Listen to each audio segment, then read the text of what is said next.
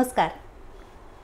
Channel बी प्रस्तुत आरोग्य मंत्रमध्ये आपल्या सर्वांचं मनपूर्वक स्वागत. रंगनाथ हॉस्पिटल कोल्हापूर आणि गोकुळ IVF सेंटर यांचे संचालक डॉक्टर प्रवीण हेंद्रे आपल्यासोबत आहेत. डॉक्टर नमस्ते. मागच्या आठवड्यामध्ये आपण तपासण्या गर्भारपणामध्ये ज्या काही कराव्या लागतात प्रेग्नन्सीमध्ये तर त्याविषयी बोललेलो होतो आणि त्यावेळेला कुठल्या कुठल्या तपासण्या गरजेच्या आहेत याविषयी एक जनरल तुम्ही आम्हाला सगळं सांगितलेलं होतं. पण तरीसुद्धा माझ्या मनातली काही शंका दूर होत नाही आहे. ती म्हणजे की जे बाळ मी बघितलेलं होतं की अनेक गठ्ठे रिपोर्ट्स चे असलेले जे होते तर त्याच्यामध्ये जवळपास 10 ते 12 सोनोग्राफी किंवा अजून बाकीच्या कुठल्या कुठल्या म्हणजे व्हिटॅमिन B12ची एक टेस्ट होती किंवा अजून बऱ्याच काय काय टेस्ट होत्या. तर खरोखरच इतक्या गरजेच्या असतात का? म्हणजे आता सोनोग्राफी तुम्ही आम्हाला डिटेल सगळं सांगितलेलंच आहे पण तरीसुद्धा एक मनातली शंका.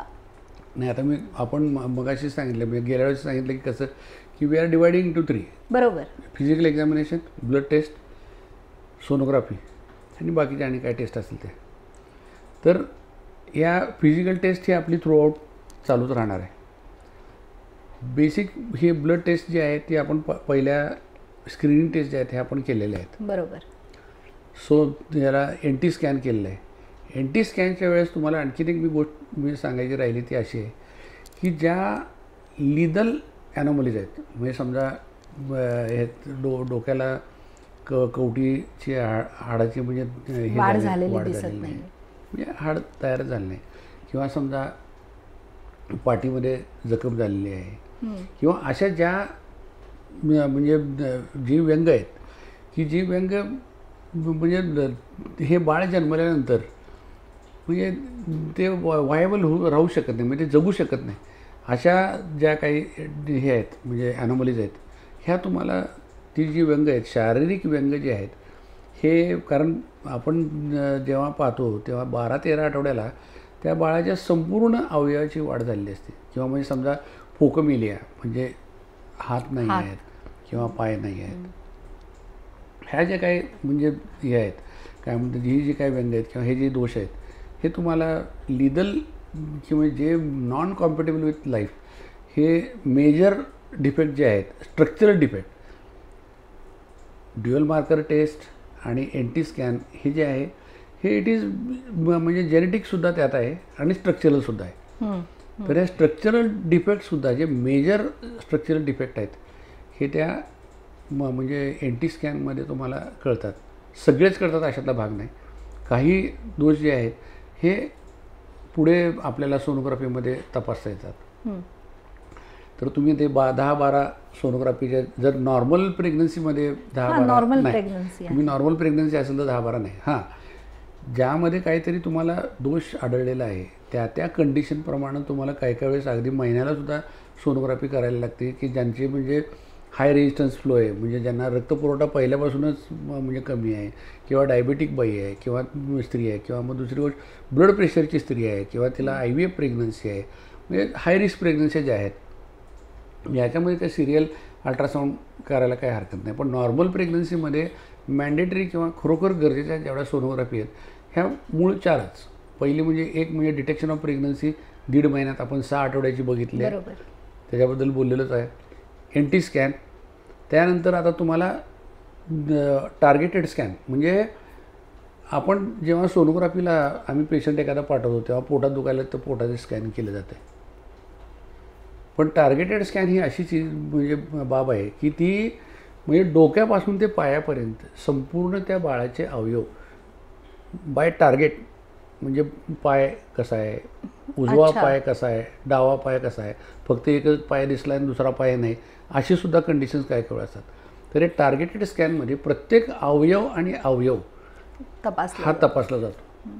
आमचे S. सुरेश जे म्हणजे ज्ञानेश्वर आहेत ह्या सोनोग्राफीचे जगाचे, ते त्याच्यावर फारच सुंदर सांगतात. ते म्हणतात की डिक्लेअरिंग ॲनॉमली इज व्हेरी इझी, कारण तुम्हाला ती दिसते आहे, पण declaring normalcy is very difficult. म्हणजे बाळ नॉर्मल आहे हे तुम्हाला म्हणजे सांगण्यासाठी ह्या सर्व म्हणजे तुम्हाला सगळ्या बाजूनं ते बाळ बघायला लागतं. काही वेळेस सोनोग्राफी करत असताना त्या बाळाचा चेहरा मागं गेलेला असतो, तुम्ही चेहरा बघू शकत नाही. त्याच्या डोळ्यामध्ये बुबुळ आहे का नाही, म्हणजे ॲनॉप्थॅल्मिया की ज्याच्यामध्ये डोळ्यात बुबुळच अच्छा, नसतं, तेही सोनोग्राफीमध्ये सोनोग्राफीमध्ये कळतं. बरं. दुसरी गोष्ट म्हणजे क्लिप म्हणजे समजा हे टाळू चिकटणं ज्याला आपण म्हणतो. म्हणजे दुबंगलेले टाळू अच्छा. किंवा दुबंगलेले ओठ, हे जे आहेत त्या बाळाचा फेस पुढे आल्याशिवाय बघू शकत नाही. म्हणजे ह्या सगळ्या गोष्टी आहेत. म्हणून त्याला टार्गेटेड स्कॅन करणारा जो आता सध्या तर म्हणजे आता पूर्वी आम्ही पण करायचो, पण आता आम्ही ते करत नाही. कारण we send that to fetal मेडिसिनचे जे तज्ज्ञ डॉक्टर आहेत, ह्या कोल्हापूरमध्ये सुद्धा आता बरीच सेंटर्स आहेत की ज्या त्या फिटल मेडिसिनची आहेत की जी फक्त आणि फक्त गरोदरपणातल्या बाळांवरतीच फक्त सोनोग्राफी करतात. अशी सेंटर्स आहेत आणि ते खरोखर तज्ज्ञ माणसं आहेत. आणि ते त्यामुळे त्यातले जे सूक्ष्म काही दोष आहेत ते सुद्धा ते म्हणजे शोधून काढतात. म्हणजे काही रक्तवाहिन्याचे दोष आहेत, हृदयामधल्या काही चेंबरचे दोष आहेत, हे सुद्धा ते सूक्ष्मतेपर्यंत आपण जाऊ शकतो. कारण आता दोन गोष्टी आहेत. एक म्हणजे हे सायन्ससुद्धा तेवढं डेव्हलप झालेलं आहे आणि ॲट द सेम टाईम त्यात मशीनसुद्धा फार म्हणजे ॲडव्हान्स मशीन झालं, म्हणजे त्याचं रिझोल्युशन फार सुंदर आहे. अहो लक्षात घ्या, तुम्ही सांगतोय का आपण लॅप्रोस्कोपी सुरू केली तेव्हा त्याला तो हँडिकॅम होता, त्याचं रिझोल्युशन काय होतं. आणि आज तुम्ही क्रिकेट बॉल जेव्हा म्हणजे बॉलिंग केली जाते ते आता म्हणजे एवढा आत बॉल असतो, त्या बॉलवरचा निघालेला धागा तुम्हाला त्या कॅमेऱ्यावरून दिसतो. म्हणजे त्याचं रिझोल्युशन केवढं जबरदस्त. ते आता 4K रिझोल्युशन आलं आहे, 8K रिझोल्युशन आलं आहे, 16K रिझोल्युशन आले. तशा पद्धतीच्या मशिनरी ह्या आलेल्या असल्यामुळं ह्यातले काही काही सूक्ष्म दोषसुद्धा म्हणजे हे आता ते फिटल मेडिसिनची माणसं हे शोधतात. त्यासाठी दुसरी सोनोग्राफी करायला लागते. आयदर म्हणजे अर्ली हे टार्गेटेड स्कॅन जे आहे ते 17 ते 18 आठवड्याला केलं जातं. टार्गेटेड स्कॅन जे आहे हे 22 आठवड्याला केलं जातं. आणि ज्याच्यामध्ये तुम्हाला हृदयामध्ये काहीतरी रक्तवाहिन्यांचा दोष आहे असं तुम्हाला वाटतं तर त्याच्यामध्ये मात्र फिटल इको, जसं आपल्या म्हणजे ॲडल्ट माणसंसुद्धा इकोकार्डिओग्राफी करतात.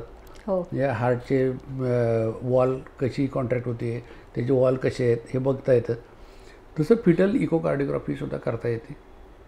फिटल इकोकार्डिओग्राफीसाठी साधारण 24 आठवड्याची ही सोनोग्राफी असते. म्हणजे त्या कंडिशनमध्ये समजा तुम्हाला पहिल्या स्टेपला कुठेतरी डिफेक्ट आहे असं वाटलं की you go to next step. म्हणजे असं रुटीन तुम्ही जर काय तुम्ही म्हणताय असं बाळ जर करायला लागलं तर you are burdening that society. म्हणजे 10,000 10,000मध्ये आणि 1,00,000मधल्या पेशंट तुम्हाला शोधायचं म्हणून तुम्ही लाख पेशंटांना एवढं बर्डन जर केलं तर त्यांचं जर काय आर्थिक परिस्थिती ह्या सगळ्या तपासण्यामध्ये जर काय संपली तर डिलिव्हरीला त्यांना म्हणजे गव्हर्नमेंट हॉस्पिटलमध्ये जाण्याशिवाय पर्याय शिल्लक राहणार नाही. तर तारतम्य हे जे आहे ना हे खरोखर गरजेचं आहे. आता मी तुम्हाला सांगतो विटॅमिन B12 B12ची ट्रीटमेंट घेणं हे B12 तपासण्यापेक्षा स्वस्त आहे. मग आम्ही असं म्हणतो की चला B12 द्या ना पेशंटला, काय 1-2 बिटकोपालचे 2-3 इंजेक्शन द्या, ठीक होईल. तुम्हाला वाटत असेल बाबा याला विटॅमिन D3 डेफिशियन्सी आहे, D3 ची तपासणी जितकी महाग आहे त्यापेक्षा तुम्ही जे कॅल्शियम देता त्याच्यामध्ये उपचार करणं सोपं आहे. म्हणून म्हणजे मला जर विचारला, आम्ही अंग्रेज के जमाने के जेलर आहे, आम्हाला काय हे ज्या गोष्टी पटत नाहीत ह्या काय त्याच्या ते काय आम्ही फॉलो करत नाही. तर त्यामुळं ज्या मॅन्डेटरी गोष्टी आहेत ह्याच फक्त आम्ही फॉलो करतो. म्हणजे याच्यामधले ते बेसिक तुम्हाला ज्या हे सांगितल्या त्या. आणि 3rd ट्रायमिस्टरमध्ये जेव्हा म्हणजे 9वा महिना म्हणजे शेवटच्या ट्रायमिस्टरमध्ये लिव्हर फंक्शन टेस्ट, मग नंतर रिनल फंक्शन टेस्ट, मग रक्त गोठणक्रियेमध्ये काही दोष आहे का ह्या टेस्ट, ह्या सगळ्या टेस्ट म्हणजे पहिल्या टेस्टमध्ये जर दोष निघाला तुम्हाला ते फॉलो करून पुढे जायलाच पाहिजे, त्यात काय प्रश्न नाही. किंवा समजा त्या एखाद्या पेशंटच्या घरामध्ये थॅलेसेमिया आहे किंवा म्हणजे हे काय म्हणतात त्याला रिफ्रॅक्टरी ॲनिमिया आहे, तर ह्या स्त्रीमध्ये सुद्धा आहे का हे म्हणजे शोधायला त्या कंडिशनप्रमाणे म्हणजे सिलेक्टिव्हली गोष्टी करणं वेगळं आणि तुम्ही जे म्हणताय ते जनरलाइज करणं हे वेगळं.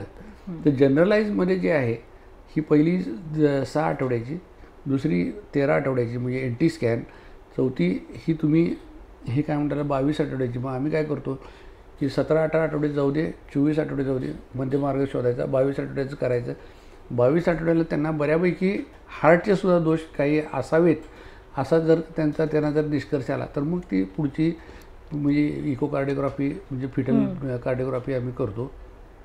आणि शेवटच्या महिन्यामध्ये डॉपलर स्टडी करतो. डॉपलर स्टडी म्हणजे काय की बाळाचे रक्तपुरवठा, बाळाला आईच्या वारेमधून येणारा रक्तपुरवठा आहे का हा म्हणजे व्यवस्थितपणे चाललेला आहे किंवा नाही, ह्या तपासण्या ह्या म्हणजे मॅन्डेटरी ज्या आहेत.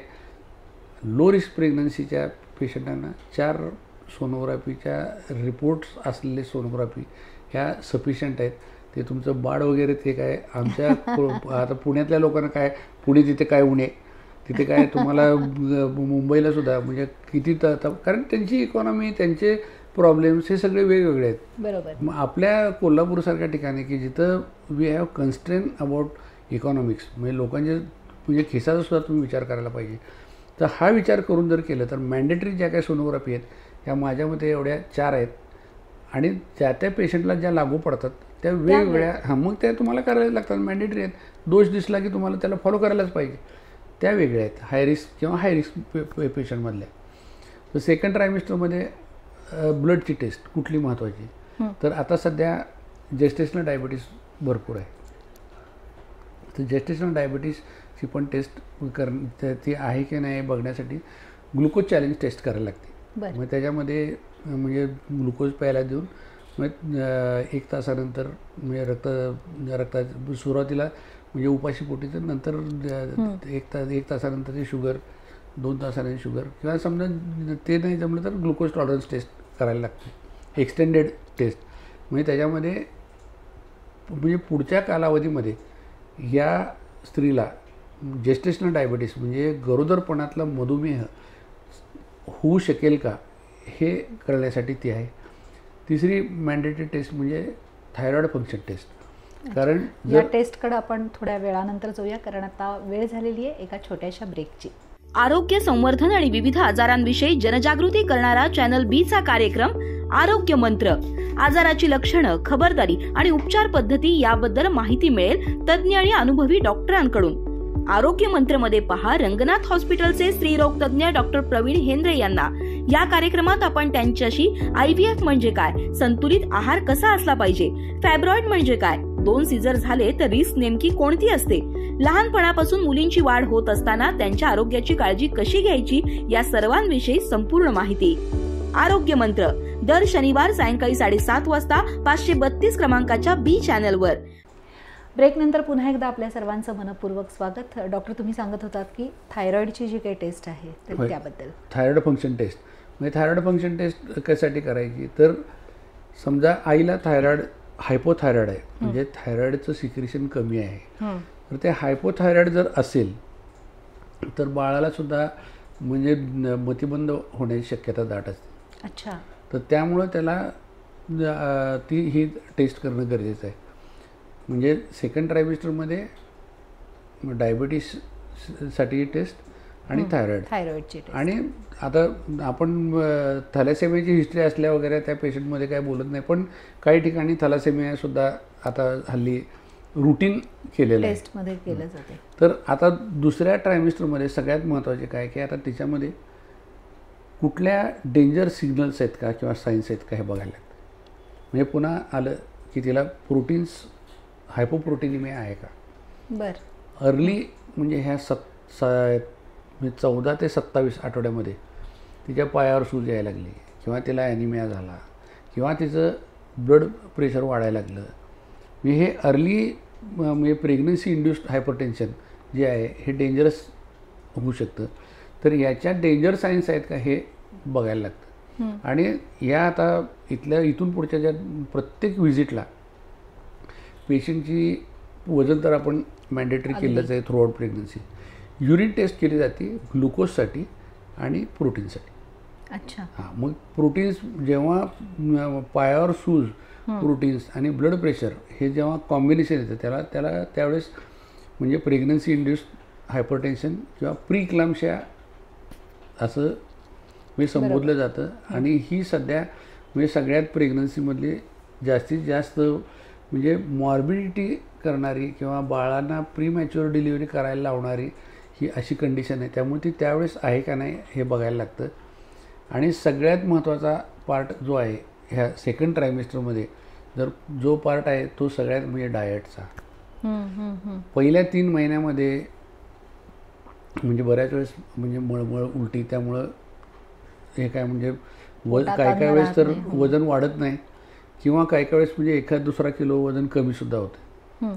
पण खरं सांगायचं तर म्हणजे त्यावेळेस बाळ एवढं छोटंसं, कारण जेव्हा 13 आठवडे होणार तेव्हा साधारण 7 ते 8 सेंटीमीटरच्या त्याची लांबी आहे. तर त्या बाळाची रिक्वायरमेंट किती असणार आहे? ते जे रिक्वायरमेंट आपलं ते पॅरासाईट आहे ते आईचं काढून घेते. तुम्ही सप्लिमेंट जर केलं नाही तर आई हे होणार आहे. म्हणून तुम्ही जे काय खायचं प्यायचं ते पहिल्या 3 महिन्यामध्ये जेवढं काय जाईल ते करायचं आहे.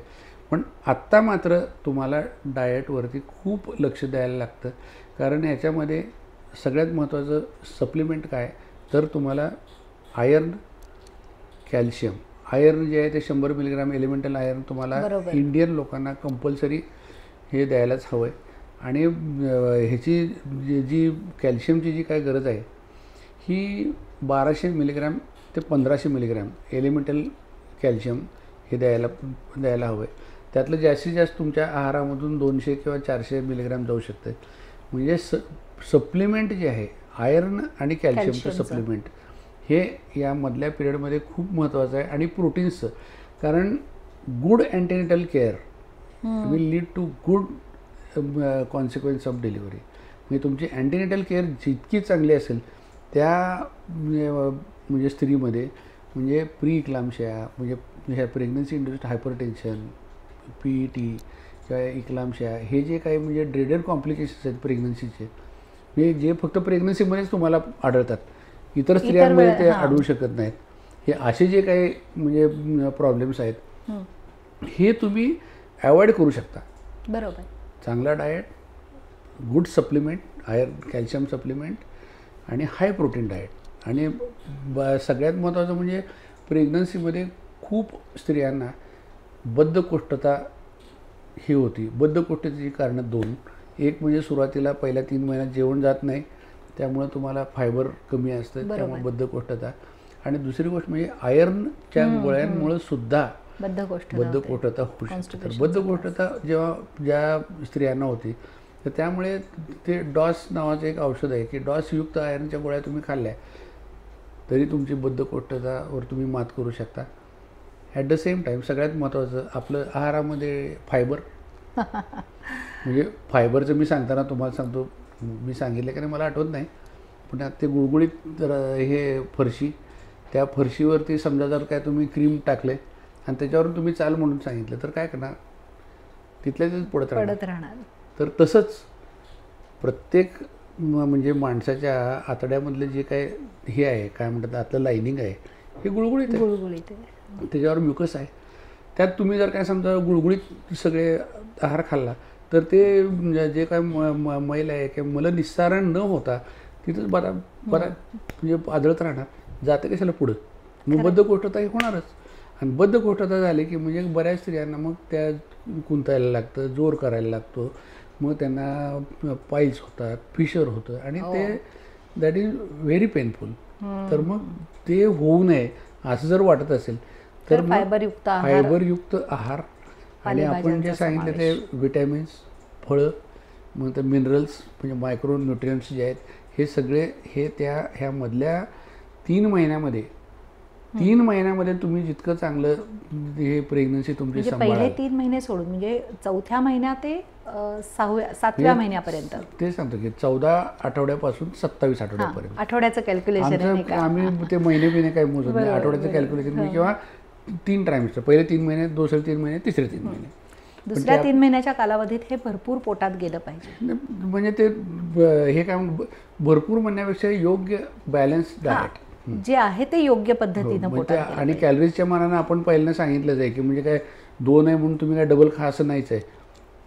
त्याचं प्रेग्नन्सीचं जे काय हे आहे 400 कॅलरीज फक्त तुम्हाला वाढवायच्या, जास्ती नाही. पण ह्याच्यामध्ये प्रोटीन्स मात्र हमखास खाल्लं पाहिजे की जे प्रोटीन्स तुम्ही खाल त्याच्यामध्ये बाळ पण तुमचं सुदृढ होणार आहे कॅल्शियम जेवढं खाल तेव्हा बाळाची म्हणजे बोन्स किंवा हाडंसुद्धा चांगली होणार आहेत आणि त्याचबरोबर बाळ हे निरोगी जन्मायला वजनसुद्धा त्याचं चांगलं होणार आहे.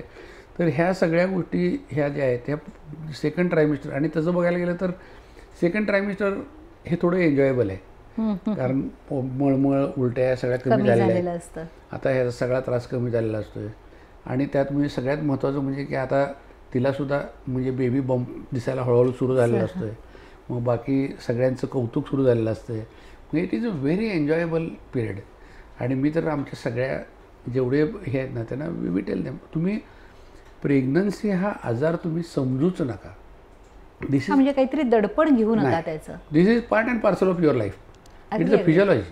अगदी फक्त तुम्ही त्याची काळजी काय घ्यायची, तर ती काळजी ही म्हणजे तुमचं डाएट, म्हणजे सप्लिमेंट्स आणि माफक प्रमाणातला व्यायाम.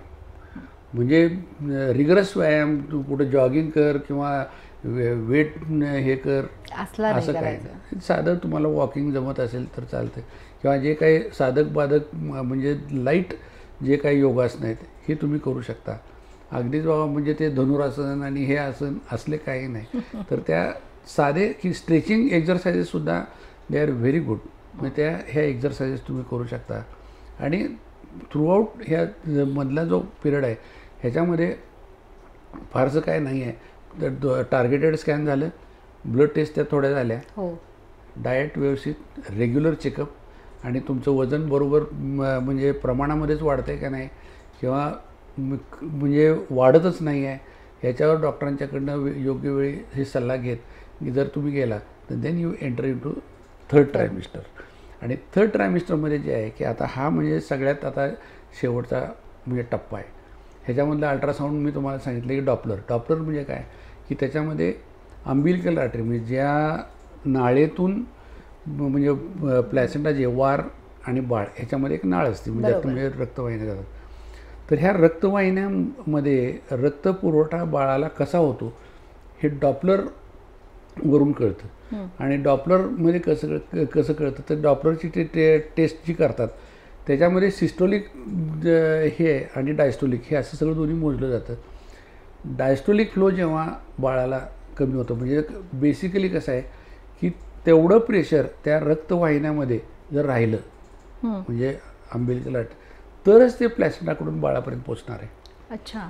म्हणजे तेवढं प्रेशर मेंटेन झालं पाहिजे. म्हणजे तुम्ही डायस्टोलिक फेजमध्ये सुद्धा तेवढं प्रेशर जर मेंटेन झालं तर पुढचा पुरवठा बरोबर होणार आहे, व्यवस्थित होणार आहे. तेच जरा काय समजा जर काय तुम्ही सिस्टोलिक आहे आणि डायस्टोलिक एकदमच नाही आहे तर मग तेव्हा ते बाळ जिओपार्डीमध्ये हे कळतं.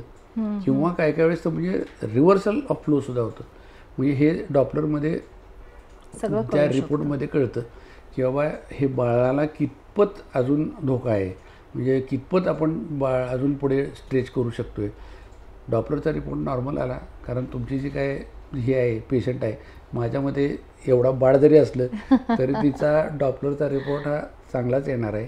आणि मग या शेवटच्या ट्रायमिस्टरमध्ये हे सगळे लिव्हर फंक्शन टेस्ट, मग पुन्हा ग्लुकोज टॉलरन्स टेस्ट, म्हणजे ग्लुकोज तुमची तपासणी करणं, बरोबर, वजन फिजिकल तुम्हाला सांगितलं जाय ते तर करायचं आहेच, ते म्हणजे कंपल्सरी आहे, काय मॅन्डेटरी आहे. म्हणजे ह्या सगळ्या म्हणजे लिव्हर फंक्शन टेस्ट, मग रक्तगोठण क्रियाची टेस्ट, म्हणजे रक्त, कारण आता डिलिव्हरी झाल्यानंतर जर काय रक्तगोठण क्रिया जर नाही झाली तर अतिरिक्त रक्तस्रावामुळे सुद्धा म्हणजे शक्यता असते. आणि एव्हरी विजिट युरिन प्रोटीन, आता प्रोटीन जे आहे युरिन ट्रॅक इन्फेक्शन असेल तरी सुद्धा दिसतं. मग जेव्हा युरिन प्रोटीन टेस्ट दिसते तेव्हा युरिन टेस्ट आम्ही करतो, आणि त्याच्यामध्ये जर काही युरिनरी इन्फेक्शन असेल तर ते युरिनरी इन्फेक्शन ट्रीट केलं की ते प्रोटीन जायला पाहिजे. बरोबर. पण जर फक्त प्रोटीन, पायावरची सूज आणि ब्लड प्रेशरची वाढ हे दिसलं तर आता हे नॉर्मल जी काय प्रेग्नन्सी आहे ही ॲबनॉर्मल प्रेग्नन्सीमध्ये तुम्ही जायला लागते. मग त्याची जी आहे ती वेगळी काळजी घ्यायला लागते. ती वेगळी काळजी जी आहे ती मला वाटते आपण म्हणजे पुढे घेणारच आहोत. पण या थर्ड ट्रायमिस्टरमध्ये सगळ्यात महत्त्वाची गोष्ट जी आहे की माफक प्रमाणामध्ये केलेल्या व्यायाम, आहार जो आपला पहिल्यापासूनच आपण जे कंटिन्यू करत आहोत तो आहार, परत त्याच वेळेस आता ह्या सगळ्या ह्याच्यामध्ये इम्युनायझेशन एक राहिलं, अगदी महत्त्वाचं आहे. बरोबर. म्हणजे धनुराताचं इंजेक्शन हे म्हणजे दिलं जातं. बाकीचे हे कंपल्सरी आहेत. म्हणजे जनरल नॉर्मल हेल्दी ह्याला आता 2 धनुर्वाताची इंजेक्शन जी आहेत ही 5 ते 6 आठवडे अपार्ट, म्हणजे पहिल्या इंजेक्शनपासून ते 4 आठवडे ते 6 आठवडे हा मधला जो इंटरव्हल आहे, ह्या इंटरव्हलमध्ये 2 इंजेक्शन दिली जातात. म्हणजे ती म्हणजे धनुर्वात होऊ नये म्हणून. बरोबर. पण तरीसुद्धा आता धनुर्वाताचं प्रमाण खूपच खूप कमी कमी आहे. झालेलं मी तुम्हाला सांगतो हे आपल्या म्हणजे देशातल्या अँटीनेटल केअर जी काय घेतली जाते, आणि तुम्हाला खरं सांगतो की हे कुठलेही वॅक्सिन्स जे आहेत ह्या वॅक्सिन्सना कोल्ड चेन मेंटेन फार करायला लागते. तुम्ही जर बघितलं हे गव्हर्नमेंटची जे काही स्कीम आहेत तर हे त्यांची वॅक्सिन जी आहे ती विमानाने येतात आणि विमानापर्यंत ह्यांची कोल्ड व्हॅन तिथे जाते. बर. कोल्ड व्हॅन तिथे जाते. त्या कोल्ड चेन तिथून त्या कोल्ड विमान असतं ते, म्हणजे ते पण रेफ्रिजरेटेड विमान असते कोल्ड, मग त्यातनं त्या कोल्ड व्हॅनमध्ये जातं. त्या व्हॅनपासून त्या PHC पर्यंत कोल्ड चेन मेंटेन केली जाते. आणि प्लस मी तुम्हाला सांगतो त्याच्या पुढची गोष्ट सांगतो की जेव्हा व्हिजिटला ह्या म्हणजे अंगणवाडीच्या नर्सेस किंवा PHCच्या नर्सेस जातात त्या ते कूल पॅकवरती ते इंजेक्शन ठेवून इंजेक्ट करतात. मी तुम्हाला सांगतो खरंच ह्या लोकांचं कौतुक आहे मला तर. आणि तुम्हाला पटू वगैरे न पटू, माझ्या बायकोलासुद्धा आणि माझ्या मुलांनासुद्धा जे काही मी इम्युनायझेशन केलेलं आहे हे सगळं गव्हर्नमेंटचं इम्युनायझेशन केलं आहे. कारण मला त्या गव्हर्नमेंटच्या या कोल्ड चेनच्या ह्याच्यावर यंत्रणेवर संपूर्ण विश्वास आहे. कारण आम्ही जेव्हा पूर्वी धनुर्वाताचे इंजेक्शन वगैरे मागवायचो तेव्हा काही वेळेस कोल्हापूरमध्ये मिळायचं नाही, ते मुंबईतून पुण्यातून यायचं. अरे मग ते पुण्यातून येताना ते काय STतून येणार काय कुठल्या ट्रान्सपोर्टमधून येणार, ते काय उन्हात पडणार आहे का कशात पडणार आहे काय माहीत नसायचं.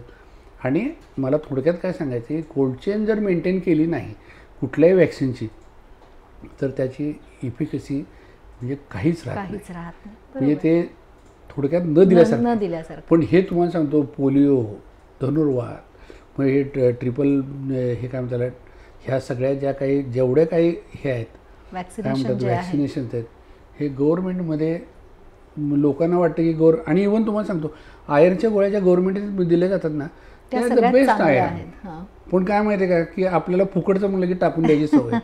पण ते त्यांच्याजवळ ती आता खरोखर अँटीनेटल इव्हन तुम्हाला सांगतो आता प्रोटीन पावडरचे डबे मिळतात. पण मी आय ऑलवेज टेल की तुम्ही तुमचं प्रोटीन्स जे आहे हाय प्रोटीन डाएट जर घ्यायचं असेल तर अंडी आहेत आपली स्वस्त आणि मस्त इझिली डायजेस्टेबल, किंवा मोड आलेली कडधान्य खा, दूध घ्या, पनीर घ्या, मशरूम घ्या की जे स्वस्त आणि मस्त आणि होऊ शकते. डब्याच्या नादाला लागू नका, कारण 500 रुपयाचा डबा आणि त्यातला अर्धा डबा सकाळी आणि अर्धा डबा संध्याकाळी खायला पाहिजे एवढं सगळं करायचं असेल तर. म्हणून हे सगळी जनरल जी काही हे आहे प्रेग्नन्सीमधली अँटीनेटल केअर, त्यांच्या तपासण्या, त्यांचा आहार, त्यांचं हे, आणि ते शूड एन्जॉय प्रेग्नन्सी.